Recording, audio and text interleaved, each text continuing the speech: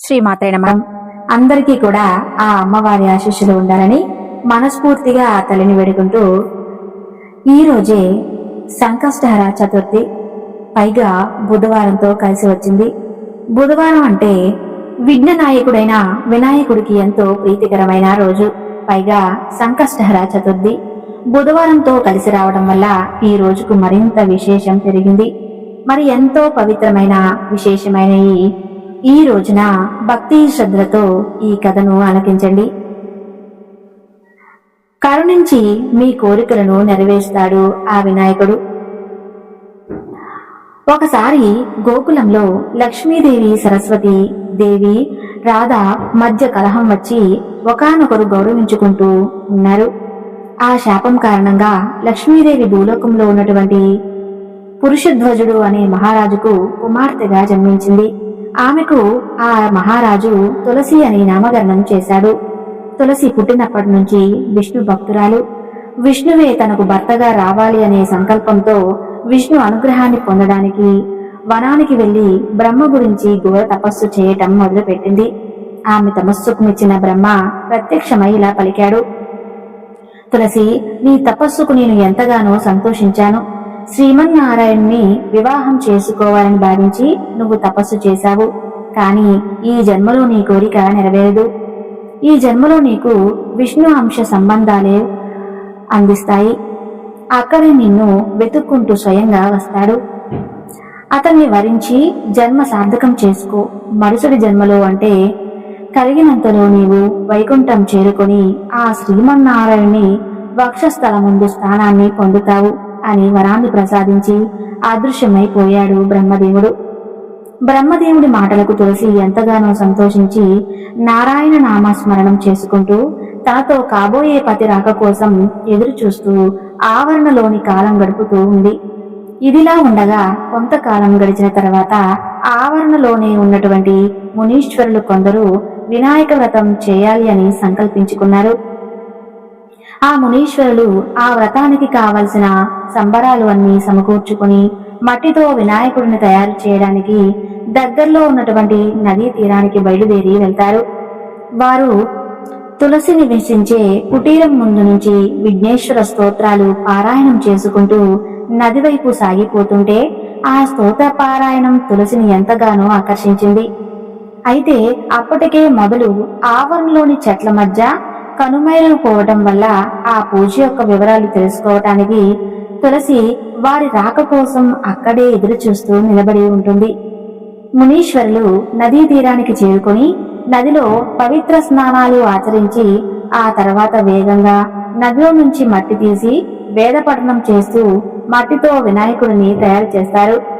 ఆ తర్వాత వేద మంత్రాలతో ఊరేగింపుగా వినాయకుడిని తీసుకుని ఆశ్రమ ప్రాంతానికి బయలుదేరారు. వారి రాక కోసం ఎదురు చూస్తున్న తులసి అనూహ్యమైన భక్తిభావంతో వారిని అనుసరించింది. ఆశ్రమ ప్రాంతంలో ప్రత్యేకంగా నిర్మించిన చలువ పందిరి కింద ఉచిత ఆసనం మీద వినాయకుడి ప్రతిమ ఉంచి ధ్యాన వాహనాది షోడశోపచార విధానంతో వినాయక పూజ చేయడం ప్రారంభించారు. ఆ మునీశ్వరులు, ఆ చుట్టుపక్కల నివసించే ప్రజలందరూ వినాయక వ్రతాన్ని చూడ్డానికి, ఆ తర్వాత తీర్థ ప్రసాదాలు స్వీకరించడానికి అక్కడికి వచ్చారు. వారందరికీ వినాయకుడి తత్వాన్ని సిద్ధం చేస్తూ ఒక ముని ఇలా పలికాడు: నారాయణులారా, వినాయకుడు సాక్షాత్తు ఆ పరబ్రహ్మ అవతారమే. విష్ణుమూర్తి అంటే వ్యాపించినది అని అర్థం. అంటే సర్వత్రా ఉండేది, ఇందుగలడు అందు లేడు అనే సందేహం వలదు. ఆ శంఖచక్ర గదాధరుడు అన్నిటా ఉంటాడు. ఆ విష్ణు ప్రతిరూపాన్ని దాచాడు. ఆ ప్రక్రియతోనే పురుషుడైన పరమేశ్వరుడు తత్వం చేరడం చేత పరబ్రహ్మ ఈ విఘ్నేశ్వర రూపంగా అవతరించాడు. కనుక విష్ణువు ఇతడే, శివ కూడా ఇతడే, శివకేశవులకు మూలమైన పరబ్రహ్మం కూడా ఇతడే అని వివరించి చెప్పారు. ఆ మాటలు విన్నటువంటి తులసీదేవి మదిలో బలంగా ఒక విషయం నాటుకుపోయింది. విఘ్నేశ్వరుడను అని భావించింది. బ్రహ్మ వరాన్ని అనుసరించి ఈ జన్మలో విష్ణు సంభూతుడు నన్ను వెతుక్కుంటూ వచ్చి వివాహం చేసుకోవాలి. విఘ్నేశ్వరుడు విష్ణు అంశ సంభూతుడు. తండ్రి వివాహం చేసుకోవడానికి ఇలా వెతుక్కుంటూ వచ్చాడు అని అనుకుంది. అలా భావించి తులసి తానున్న స్థానం, సమయం, సందర్భాన్ని మర్చిపోయి మోహవేషంతో పరిగెత్తుకుంటూ వెళ్లి విగ్రహ రూపంలో ఉన్నటువంటి విఘ్నేశ్వరుని సమీపించి ఇలా పలికింది. స్వామి, జన్మ జన్మలకు నీవే నా పతివి, నేనే నీ అర్ధాంగి, నన్ను అనుగ్రహించు, నన్ను వరించు, ఇదిగో నా వరమాల అంటూ వినాయకుడు మెడలో వరమాల వేయబోయింది. మరుక్షణంలోనే వినాయకుడు అభయహస్తం నిజరూపాన్ని దాల్చి మాల వేయబోయిన తులసిని చేపట్టి ఆపై వారితో ఇలా అంటుంది. తులసి, ఆగు, మోహవేషంతో తొందరపడకు, నేను నీ పతిని కాను అని వారించాడు. అక్కడ ఉన్నటువంటిలో భక్తులు విఘ్నేశ్వర విగ్రహం నుంచి వినాయకుడు చెయ్యి మాత్రమే బయటకు వచ్చి స్వామివారి మాటలు వినిపించడంతో అందరూ ఆశ్చర్యపోయి అలాగే చూస్తూ ఉండిపోయారు. కానీ తులసి మాత్రం తన పారివశ్యంలో నుంచి బయటపడలేదు. విఘ్నేశ్వర విగ్రహంలో విష్ణువే ఆమె కళ్ళకు దర్శనమిస్తున్నాడు. ఆమె ఇలా పలికింది. స్వామి, నన్ను వారించకండి, జన్మ జన్మల పుణ్యఫలం చేత మీకు అర్ధాంగి అయ్యే భాగ్యం నాకు కలిగింది. ఈ అదృష్టాన్ని నాకు దూరం చేయకండి. ఈ జన్మకే కాదు, మరి జన్మలో అయినా సరే మీరే నా పతి అంటూ తులసి భావోద్వేగంతో వినాయకుడి మెడలో మాల వేసింది. ఆమె చర్యకు స్వామివారికి తీవ్రమైన ఆగ్రహం వచ్చింది. వెంటనే మాలని అణిచే కారణంగా చూస్తూ ఆ మట్టి విగ్రహం నుంచి నిజరూపంతో విఘ్నేశ్వరుడు సాక్షాత్కరించాడు. అలా బయటకు వచ్చిన స్వామి ఇలా పలికాడు. నీవు మోహవేషంలో విఘ్నేశ్వరుడికి విష్ణువుకి తేడా తెలుసుకోకుండా రాక్షసంగా ప్రవర్తించావు. ఈ అసుర ఆచర విధానంతో నన్ను వరించాలని చూశావు. నీ మూర్ఖత్వానికి అతీతగా ఒక అసురుడికి ఇల్లాలివి అవుతావని శపించాడు. విఘ్నేశ్వర మాటలు విన్న తులసి ఒక్కసారిగా ఆశ్చర్యపోయింది.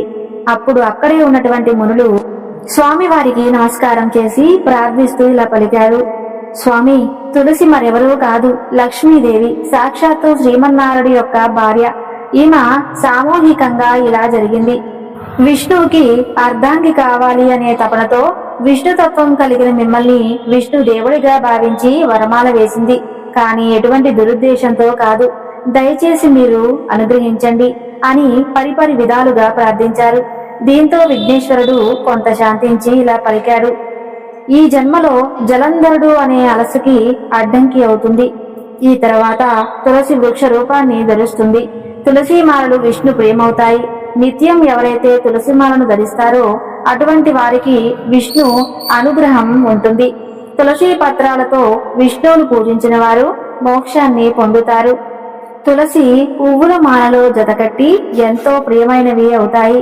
ఇలా ఈ కలిగేంత వరకు తులసి పూజలు అందుకుంటూ విష్ణుదేవుడికి ప్రీతిపాత్రమవుతుంది.